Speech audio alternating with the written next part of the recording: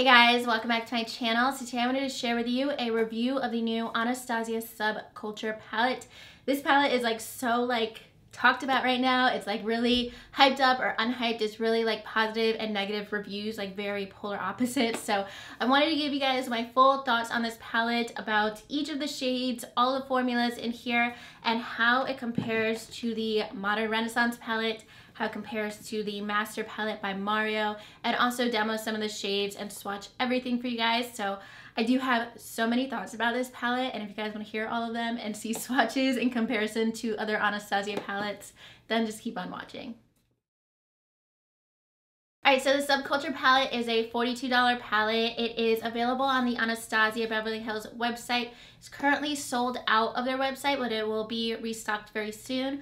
I believe it goes to Sephora and Ulta online on August 1st, when you guys are probably seeing this video, and in stores on August 15th, and it is a permanent palette. This palette is the same size as the Modern Renaissance palette. It has 14 shades, 11 matte shades, and 3 shimmer shades. It also comes with a dual-ended brush. One side has a crease blending brush, and then the other side is a flat shader brush. It's a good brush. I never end up using these because I just prefer my full-size brushes, but it actually is a good brush. It does also have a mirror, just like the Modern Renaissance palette, so you guys can see they are the exact same size and get just as dirty. But the colors are very, very different. And you guys can tell I've used my Modern Renaissance palette to death. I actually had to put it down for a month because I knew I wanted to compare the swatches of this palette, and I didn't want to run out of some of the shades because I use them so much. I got so much use out of this palette, so I was really excited about this one. And the Subculture palette is said to be the nighttime version of the Modern Renaissance palette. That's what Norvina compared it to, I believe, on Instagram. So it's supposed to be the sister palette, but they are also very different. This is pretty warm. It has a lot of red, orangey shades, and then this one is a bit more cool and has some more colorful shades. But the colorful shades in here aren't neon or anything. They are very wearable, darker, smoky colors. So it is a pretty similar concept, but this one has a lot more mattes compared to the Modern Renaissance. So you're gonna get completely different looks with both of the palettes. They don't really have very similar shades. I would say that the closest shades are this shade Golden Ochre, which used to be a taupey kind of yellowish shade, compared to Dawn up here. And then also All Star is kind of similar to some of the reddish tones, but not exactly the same as any of them. So they are very different in terms of their color scheme and everything. So they're just completely different palettes. If you have the Modern Renaissance palette, this is just a completely different palette. It's not like you can create super similar looks. You can still get a neutral look with this palette and also this one, but in general, you're gonna get more colorful, cooler tones in the Subculture palette compared to the Modern Renaissance palette. So they are very different. If you guys are wondering about the color scheme and everything, they are completely different, and I will insert swatches of both of them so you guys can see how all the colors compare to each other. And I've always found the Modern Renaissance palette to be so universal. You could get the most basic looks, you could get very dramatic looks, super beginner friendly, but it's also a makeup artist palette too. If you've never played with eyeshadows, you can definitely create awesome looks with this palette because you can blend them out so nicely. I just absolutely adore this formula, so I was really excited about the Subculture palette. And definitely the biggest difference is the formula, and that's what a lot of people are talking about. But it's not consistent across the whole palette because a lot of the neutral shades are fabulous, just like the original Modern Renaissance formula, but then some of the darker tones in here have so much fallout that it's really hard to blend out and really hard to work with. So I did see Alissa Ashley's review and a couple negative reviews about a ton of fallout with this palette, and I'll show you guys a close-up. But just the shade Dawn, I've had this palette for only 5 days, and it looks like I've had it for months and months because there is a significant dent in there. Every time I put my brush in there, it's I'm losing 20 cents of palette. I'm wasting so much product because there is a ton of fallout. And it's a very weird consistency because the formula is super pigmented. I'm going to swatch everything for you guys in a second, but it's super pigmented. It goes on super pigmented. But then once you start to blend it out, there's a ton of fallout and it's almost like the shadows like disintegrate. And it's not for all of them. Like all of these neutral shades work beautifully. I've even tried them with no primer, just like straight up on my eye. And they all blend out beautifully, like a lot of these like neutral tones that you would use for like your transition shade or crease color. But then when you get into some of these darker tones, they just completely do not work at all. So I'm gonna swatch everything and then I'll talk about the formula a little bit more, but I'm gonna show you guys how they all swatch and then talk about how they actually apply on the eye versus the swatch. All right, so getting up close and personal with the palette, I'm gonna start off with this top row. And this first shade, oh my gosh, this shade is awful. This is a shade called Cube. It's like, just a bad shade. It's a shimmer shade that is really, really hard to get anything out of. It's in my inner corner right now, but I did have to like pack on a pencil brush to get it to blend out. But that is a really disappointing shade because that would be a beautiful color for like all over the lid, but you can't really do anything about it because it barely shows up. Next, you guys can probably see the dent that I have in Dawn. This is a really nice transition shade. I'll show you in a second how it kicks up with my brush, but actually when I apply it on my lid, there's absolutely no fallout. And I just really, really love this shade. Like this is a really pretty transition shade to me. It's super, super light. So it's like your first base transition shade. So on a lot of people, it probably won't be a transition shade, but for me, it works pretty nicely. And on a lot of fair skin tones, it's gonna work really nicely too. So I just wanna show you guys how much fallout you get on this shade. Oh my God. Oh my God, I just hit pan on that. Oh my God. Oh no. Okay, so that is 5 days later and you hit pan on a product. Oh my God. Okay, so that shade is not gonna be that pretty of a transition shade anymore for like maybe another week, but so that just made me so angry because I loved that shade. I'm so mad about it. Okay, the next shade is Destiny. This is an olivey green shade. I guess I proved my point with that one, but oh, that's so upsetting. Okay, so that is Destiny. That swatches really, really nicely. It's like an olive. And then the next shade is a really pretty shimmer shade. It's such a different formula from the shade Cube. This is a shade Adorn. It's what's on my lid today. And this is a shade I would definitely wear like on an everyday basis. I'm trying to like not show my anger right now. I'm like so mad about that shade. Ah, I'm so mad. Dude, that's not even like baby pan. That's like straight up pan. That's like, it's gone, guys. Okay, next we have the shade All Star. So this is a very pretty like eggplant color, and it's so pigmented when you swatch it. And I have it kind of in my outer corner today, but when you go to apply it on your eye, it looks really pigmented, but then you start to blend it and it just ends up really, really patchy. And I don't know why, because it does just like look so pretty. Like these three shades look so pretty swatched, but then on the eyes, they just completely like disintegrate, or especially that shade, some of these darker tones. And then we have the shade Mercury. This is like a taupey gray color. So that is a very pigmented taupey gray. And next we have the shade Roxy, and this is like a orangey kind of coral shade. It's not the most flattering shade on me for like a transition shade. It kind of looks like reddish where it just looks messy on my eyes, but I feel like if you have fair skin, that's a color that could look really pretty. Then the next shade I'm really disappointed about too. This is called Electric, and I've like dug in here a ton because this is the only other shimmer shade in this palette, and it's like barely pigmented. Like I've gone in, like I've scratched it with tweezers and stuff to try to get more of like a creamy pigmented formula, but it does not show up. And I've seen people do tutorials. You guys can see it's like, compared to this shimmer shade, like I feel like those, like that should be as pigmented as this one. And I've seen people do tutorials of like a lime green cut crease with this palette, and I'm like, how in the world do you get that out of this shade? I feel like you need to like take a spoon and like pack it onto your eye to get that color to show up. I really wanted to do a lime green look with it, but you just really need to pack it on just to get a little bit of a pop of color. You can't use it like all over the lid unless you want to use basically the whole eyeshadow. So we have the shade Fudge. This is actually one of my all-time favorite darker brown colors. It's been in previous Anastasia palettes. And this is actually something that actually does blend out nicely with this formula.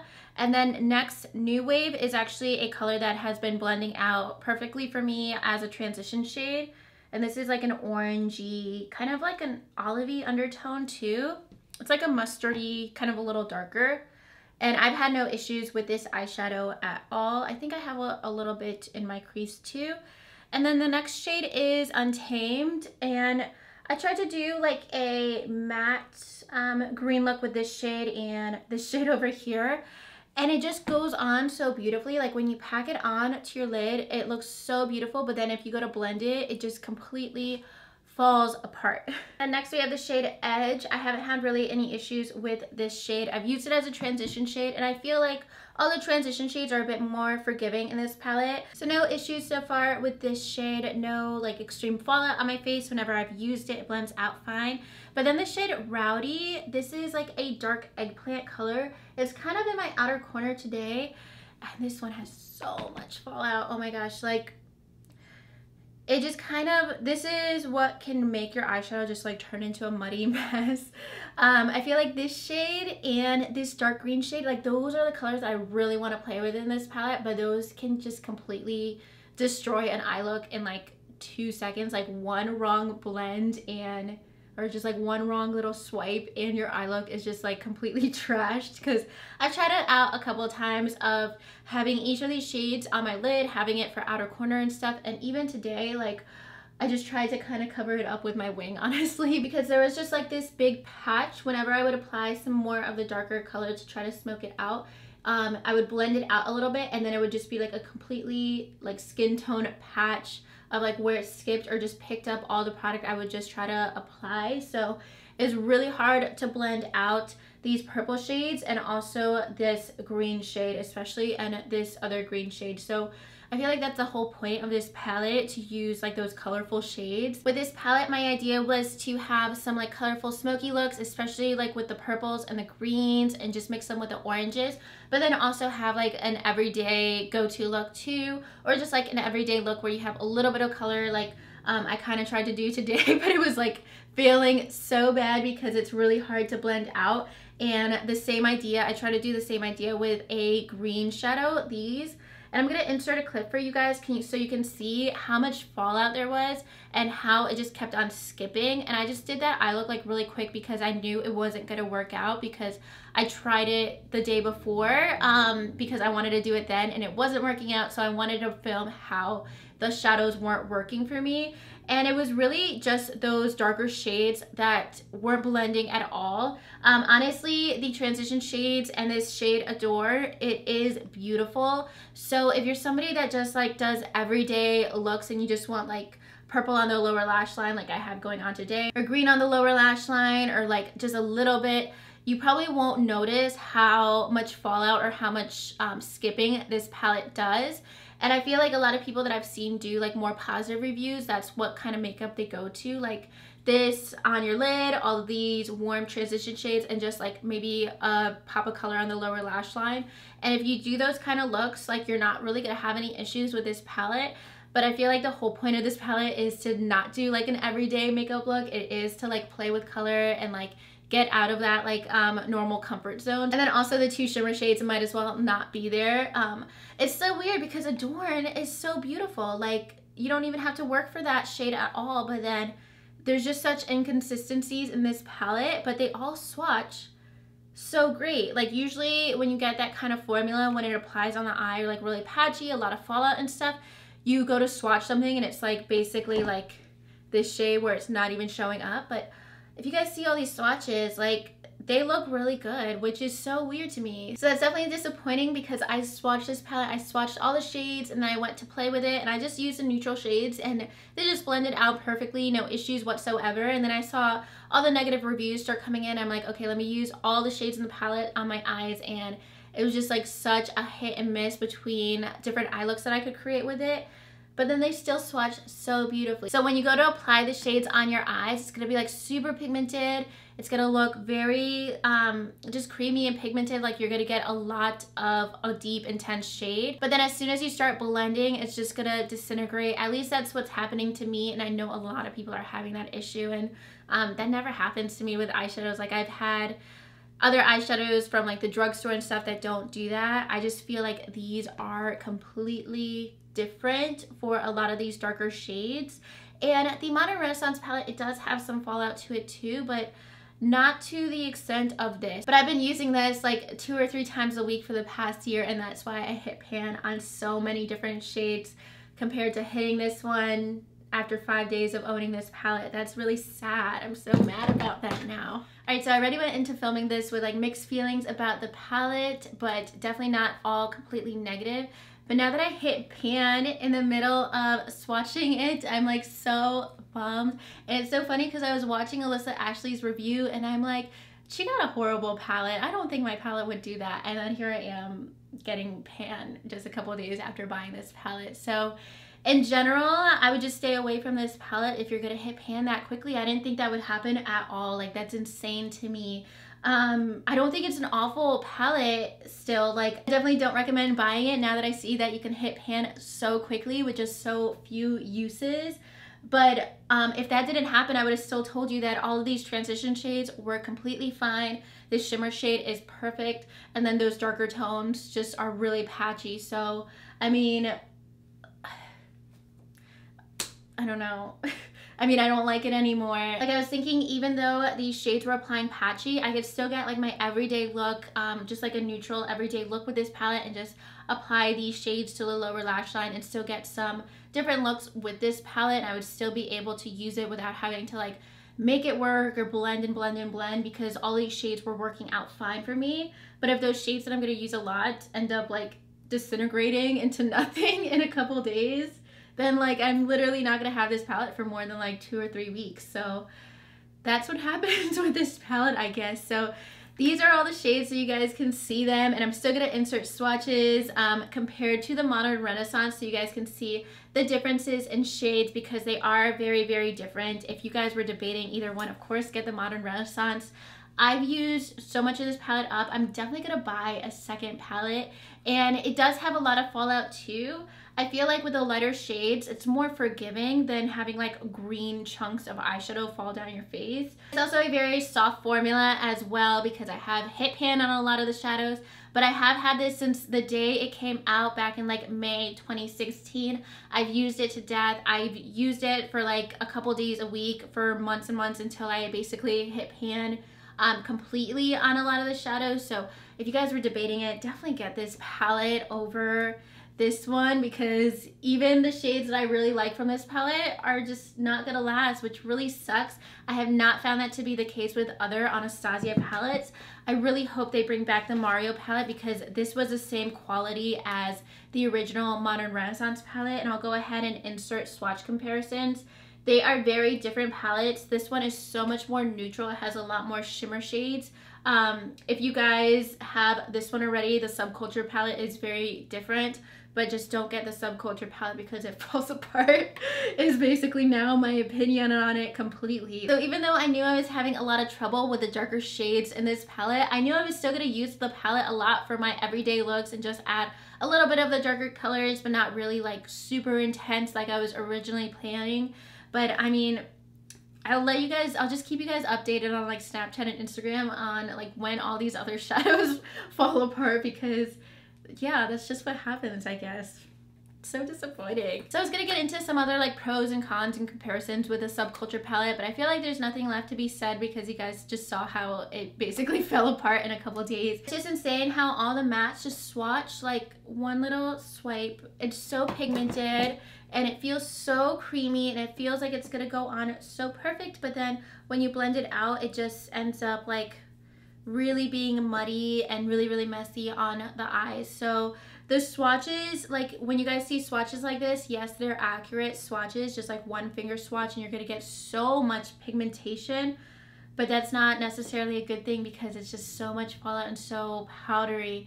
I did see one more thing. I did see there is a different ingredient. The Modern Renaissance palette is made with mica. That's like the first ingredient, that's like the filler for the powder. And then the Subculture palette is made with talc. I did see online that talc does end up like absorbing oil and being a little bit drier than mica, so there is a different ingredient in both of the palettes, different formula, so that's another thing to keep in mind. But I feel like I've said everything I need to say about the Subculture palette. I can't give it the benefit of the doubt anymore.